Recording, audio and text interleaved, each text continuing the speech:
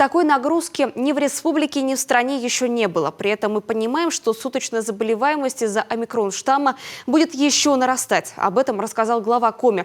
При этом он опроверг, что плановая медпомощь сейчас совсем не оказывается. Однако ее объемы действительно пришлось сократить там, где это возможно и где не повлияет на жизнь и здоровье людей. Медорганизации региона продолжают оказывать помощь по социально значимым заболеваниям, таким как туберкулез, психиатрия и онкозаболевания.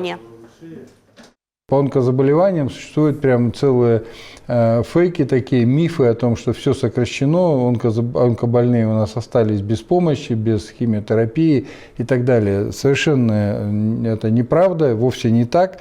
Так вот, по онкозаболеваниям Коми-республиканский онкологический диспансер принимает пациентов и тех, кто нуждается в госпитализации, тех, кто нуждается в лучевой химиотерапии. И в этом смысле онкобольные полностью выполняют и получают схемы. Вот ко мне были обращения о том, что схемы нарушены, онкобольные не принимаются на лечение, медикаменты не выдаются и не прописываются. Совершенно не так. По онкобольным вся медицинская помощь оказывается. Пациенты, получающие противоопухолевую лекарственную терапию в наших двух отделениях, получают ее полностью, в полном объеме. Пациенты, которые лечатся у нас на дневном стационаре, также получают все в полном объеме. И отделение радиологическое лучевое лечение также получают в полном объеме.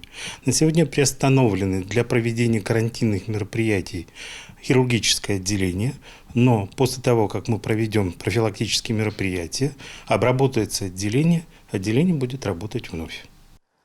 А для пенсионеров, инвалидов первой группы, детей-инвалидов и людей, страдающих хроническими заболеваниями, требующими длительного курсового лечения, рецепты на препараты оформляют на срок до 90 дней.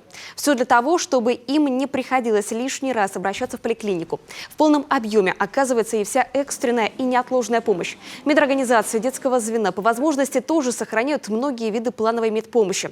В полном объеме для ребят с хроническими патологиями, онкологией, гематологическими заболеваниями и прочими острыми состояниями. Временно приостановлены только профилактические осмотры, приемы здоровых детей, плановая вакцинация и оказание стационарной помощи за исключением экстренных случаев.